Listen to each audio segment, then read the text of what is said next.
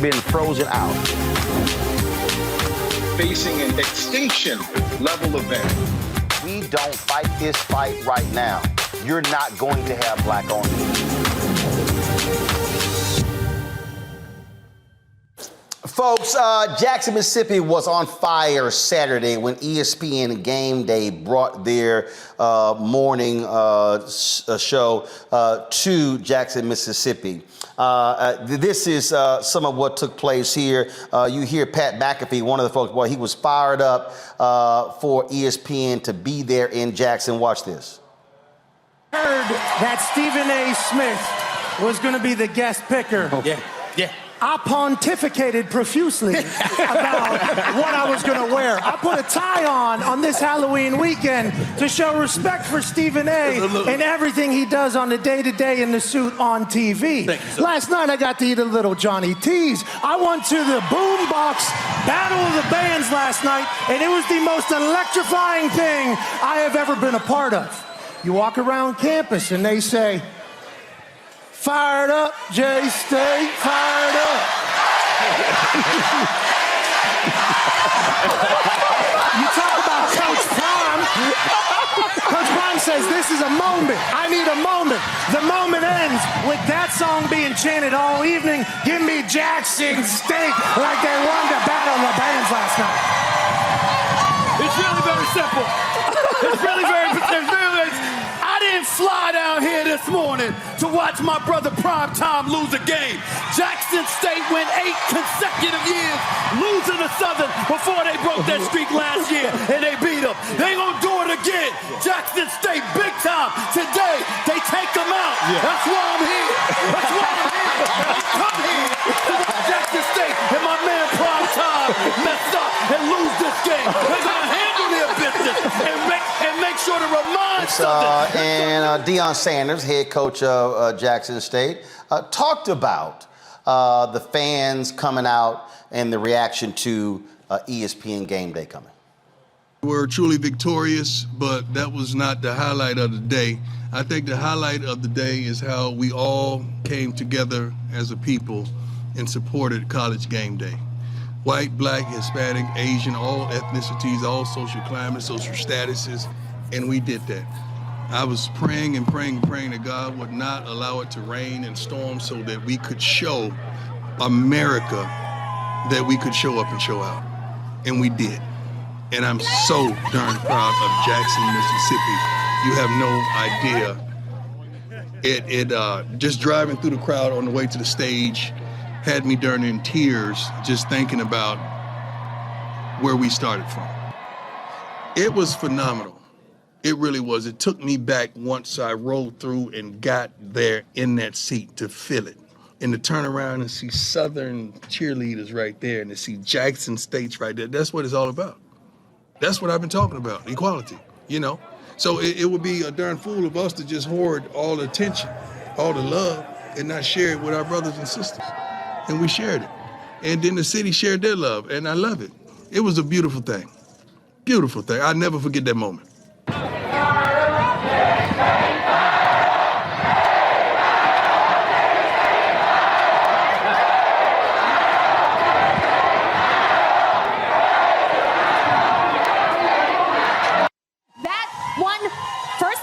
And second place.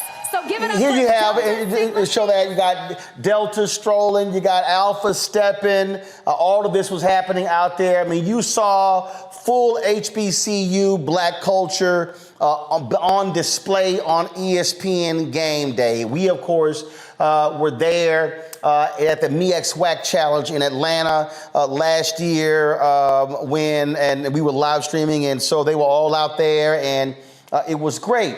And it was great to see folks show out. And these things happen when you're talking about a Game Day or Good Morning America or the Today Show, and folks are excited to be on these national platforms and being able to show folks. And obviously, if you're Coach Deion Sanders, you want that level of attention on your program.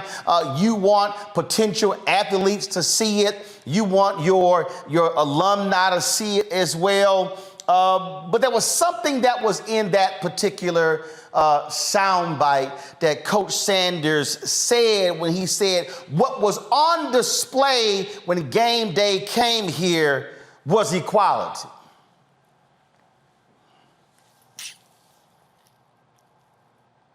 I fully understand what Deion said, and I absolutely support what Deion is doing.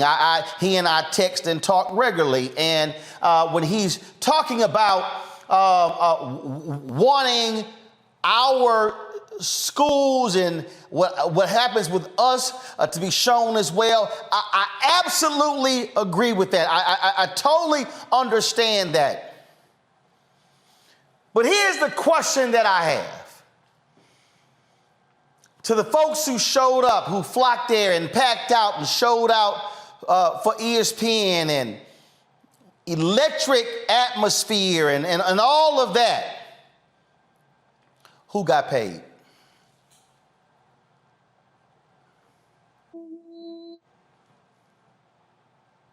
Who got paid? ESPN Gameday, College Game Day, is sponsored by Home Depot.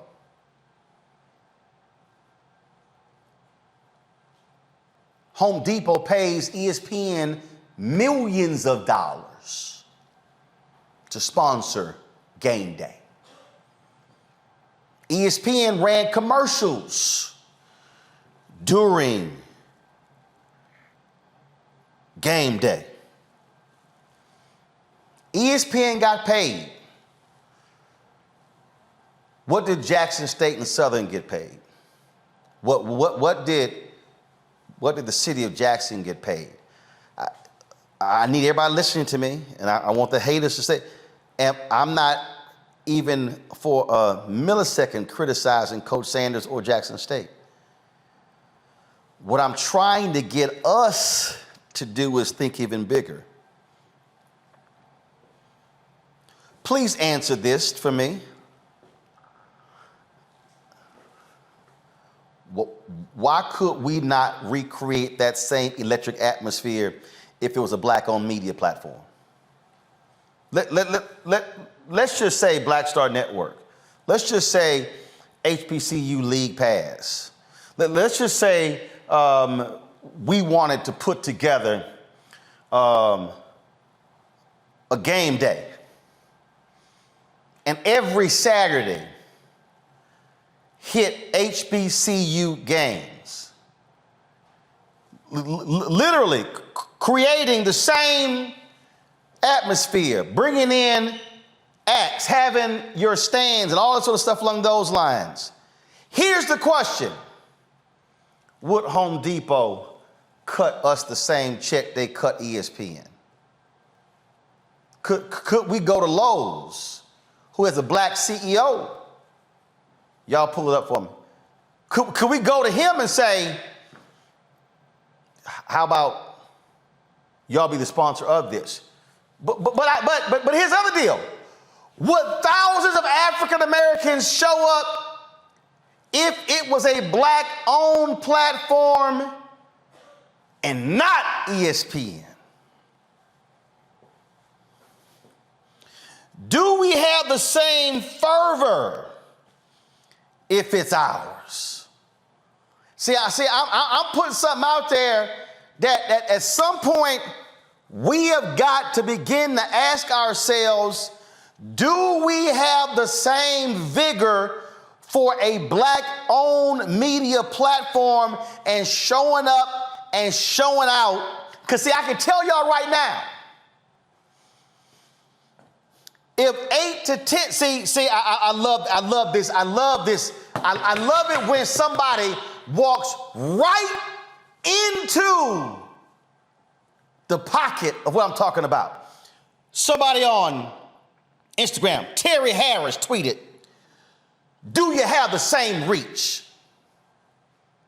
Terry, you can't get the same reach if you don't have access to the money. You walked right into it, Terry. See, Terry, you don't sit in the meetings that I do. You don't sit and have the circular conversations that I do. Terry, when you get access to the money, you can then hire the marketing folks and you can hire the entertainment folks who can then come in to attract the crowd, and then you can market to the audience to watch your product, to get the eyeballs, to get the ratings, to get the views, to get the reach. So part of the reason here, Terry, why black-owned media does not have the reach, does not have the scale, is also partly because a lot of black folks are unwilling to ride with us. We'll flock to an ESPN real quick. We'll flock to a Good Morning America real quick. We'll flock to a Today Show real quick. Look, I ain't got a problem saying this. When I had my TV One show, we broadcast my TV One show from the Alpha Convention in Baltimore. We were live at 7 a.m. I ain't got a problem saying it. I'll call out my own frat. I walk into the ballroom. It's 6:45. How many people in the ballroom? Not 1,000. Not 500. Not 250. Not 100. Not 50. Less than 20. The late brother Henry Stewart. I said, Henry walked, he was like, what? Henry's new exec. He was like, get y'all ass on the phone and wake cats up to bring their ass down here. And I said to Henry, how many other morning shows doing a show from the Alpha Convention? How many other morning shows hosted by an Alpha? I said, I'm gonna be mad as hell if folk not in this room. Flip that. If Good Morning America was at the Alpha Convention, bet you the room would have been packed.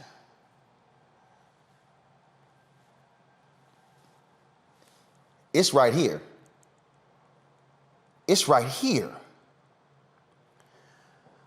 What we are going to have to learn as black people is that we are going to have to confront our need and desire for white validation. We're gonna have to confront, it's ESPN, it's Good Morning America, it's ABC, it's CNN. We're gonna have to, as long as we never show up for our stuff, then we are never in a position to go demand more. And when we can't demand more, then we'll never be able to build more. We'll never be able to go out and actually build capacity, build reach. Ain't gonna happen. We can bring the exact same technical capability. We can have the zip line cameras, we can have the crane, we can have the big LED screens, we can have all, see, y'all don't even understand the whole infrastructure that goes behind putting on a game day.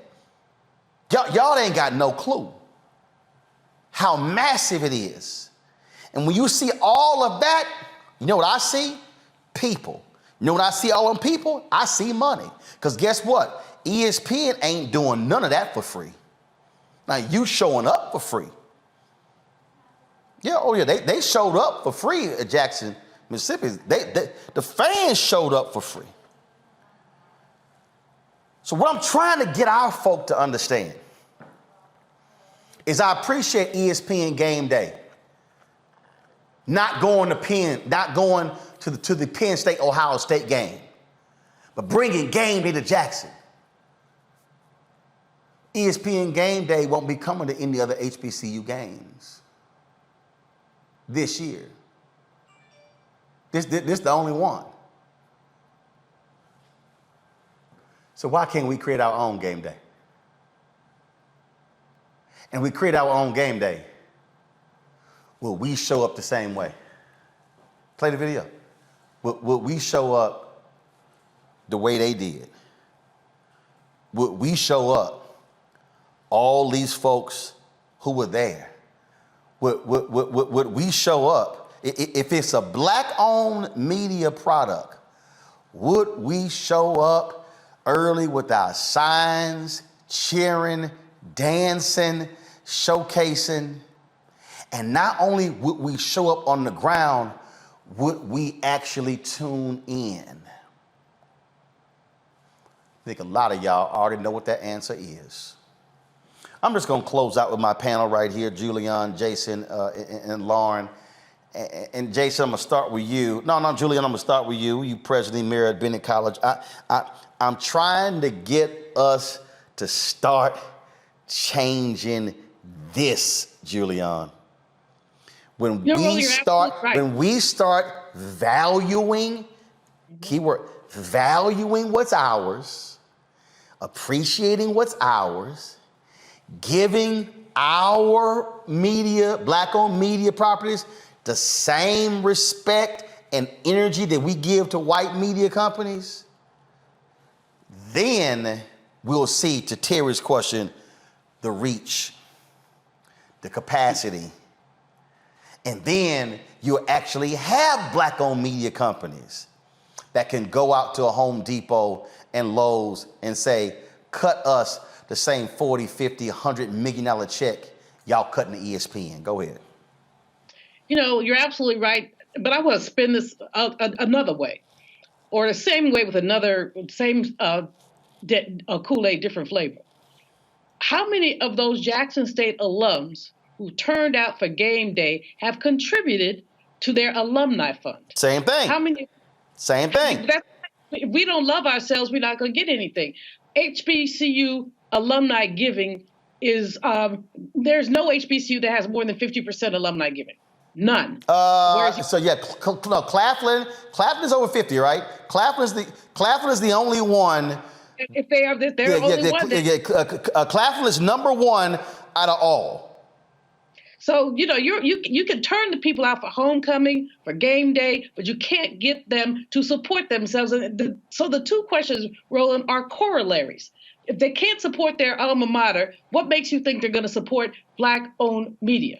We don't support ourselves, not ourselves collectively, but even ourselves individually. Well, in fact, Julian, is 2,100 people. First of all, we had almost 3,000 earlier, but it's 2,100 people who are watching us on YouTube right now, but only 1,300 likes. It's a free. It's a click. It's a click. It's just a click. It's free.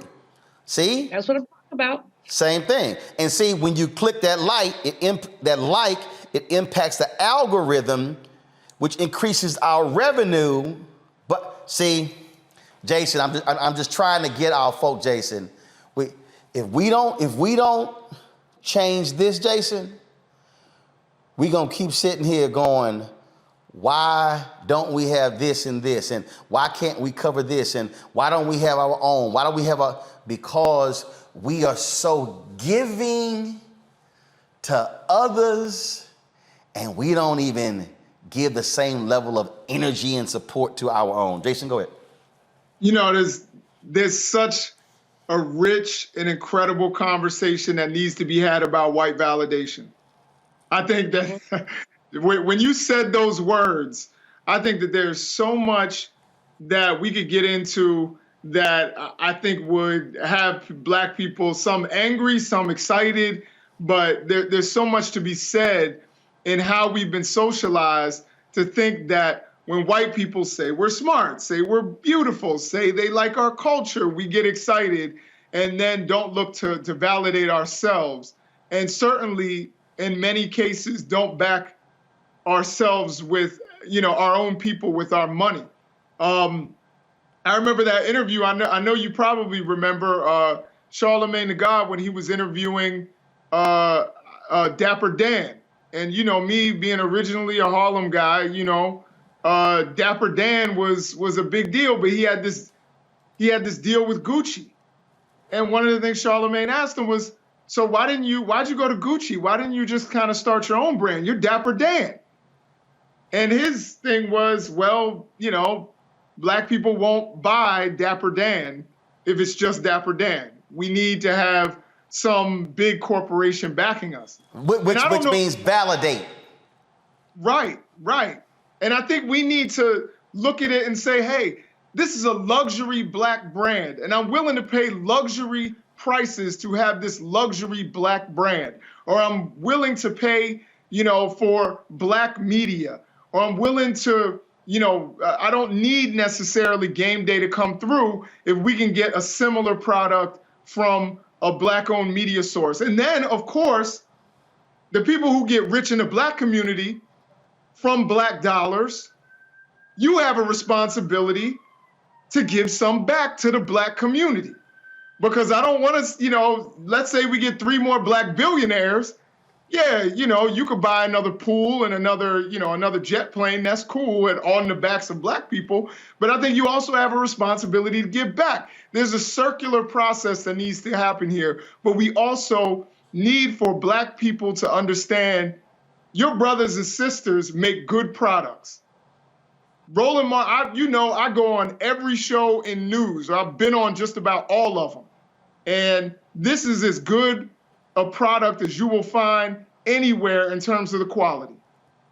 Why aren't there 2 million people watching Roland Martin?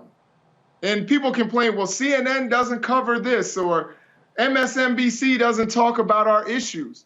Roland Martin is talking about your issues. Why aren't you watching? Even if you disagree, why aren't you watching?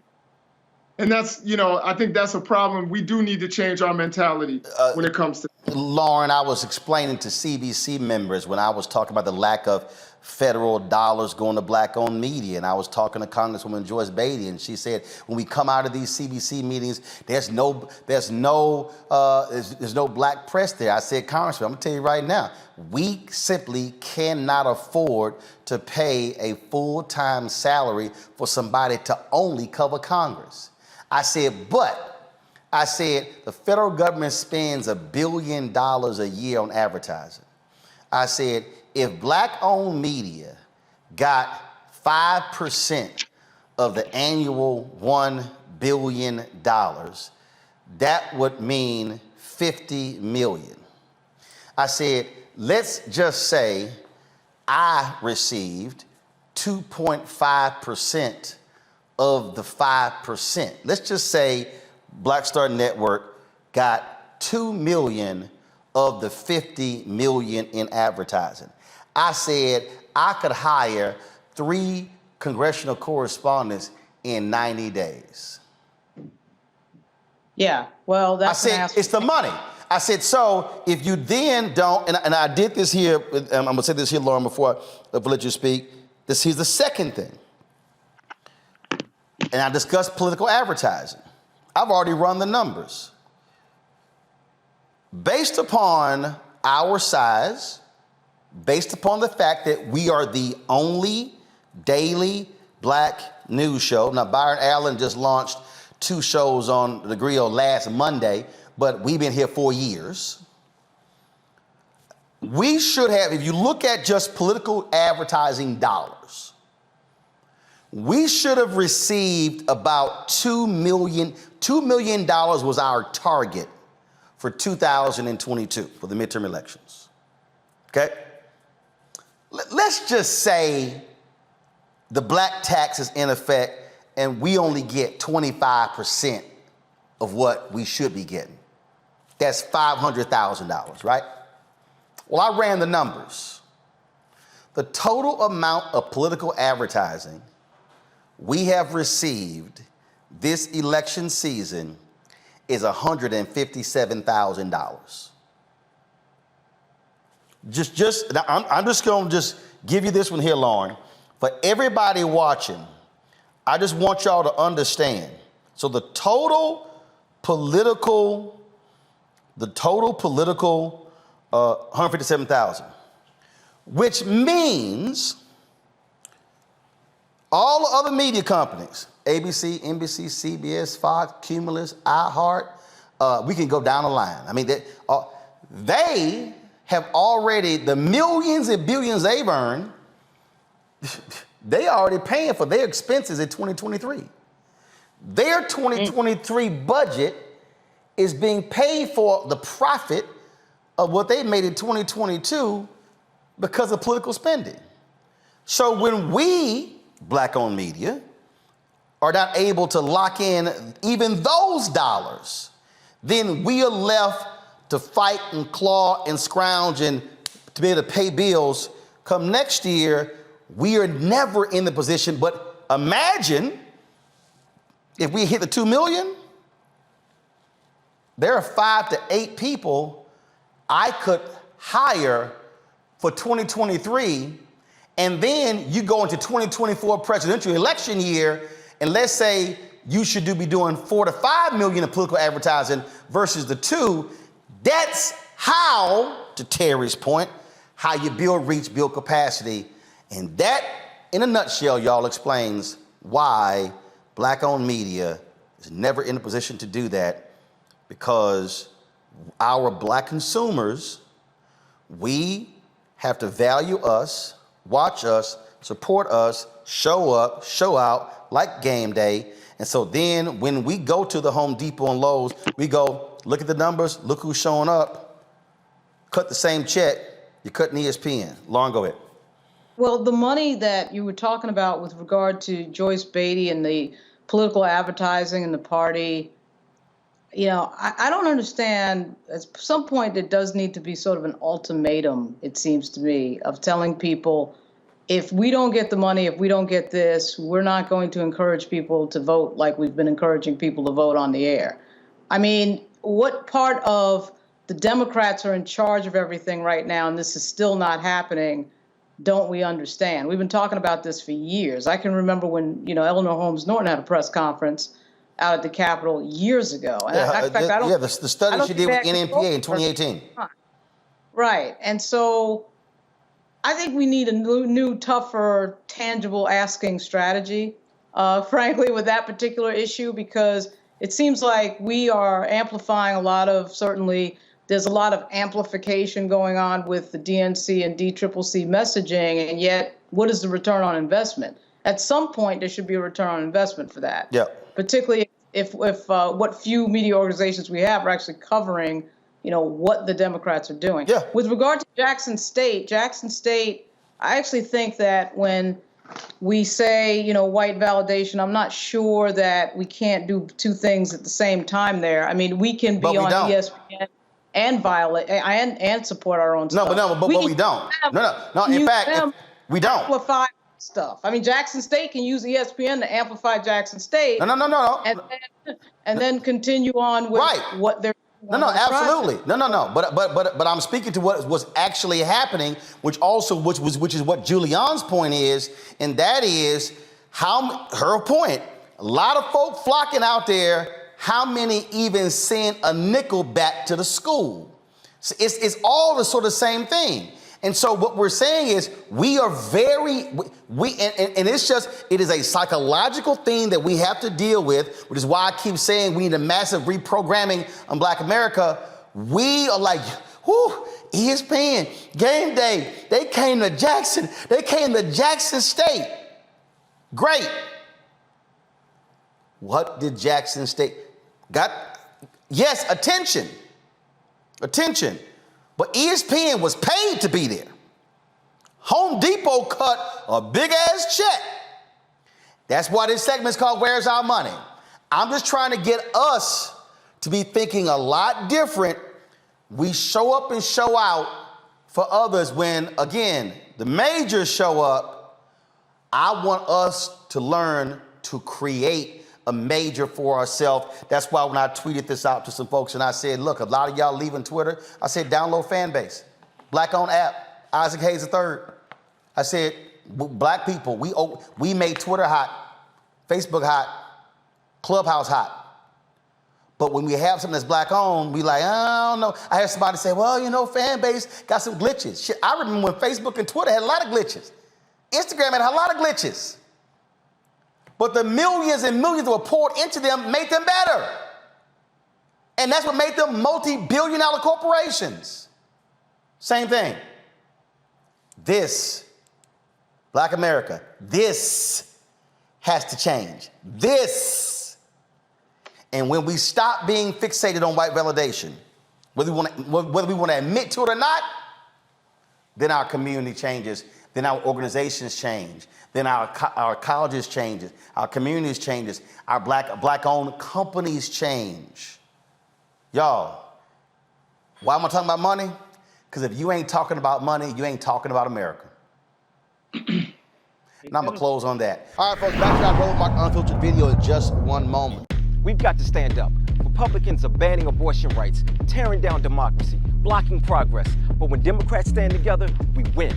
Because we voted, Democrats stood up for black lives, voting to ban police chokeholds, stood up for black women, putting one on the Supreme Court, stood up for our families, lowering cost of health care and prescriptions and capping insulin, and stood up for millions by slashing student debt. This November, let's stand up together and keep making progress. This is our time, our moment to move forward, beyond the gun violence, the hospital closures, the unaffordable housing. Brian Kemp's Georgia for the wealthiest few. Stacey Abrams is looking out for every Georgian. She'll invest our $6 billion surplus in the fundamentals, education, healthcare, housing, and a good living, putting more money in your pocket to build one Georgia where everyone has the freedom to thrive. Folks, Black Star Network is here. Oh, no punches! I'm real revolutionary right now. Support this man, Black Media. He makes sure that our stories are told. Thank you for being the voice of Black America, Roland. Stay black. I love y'all. All momentum we have now, we have to keep this going. The video looks phenomenal. See, this difference between Black Star Network and black-owned media and something like CNN. You can't be black-owned media and be scared. It's time to be smart. Bring your eyeballs home. You dig?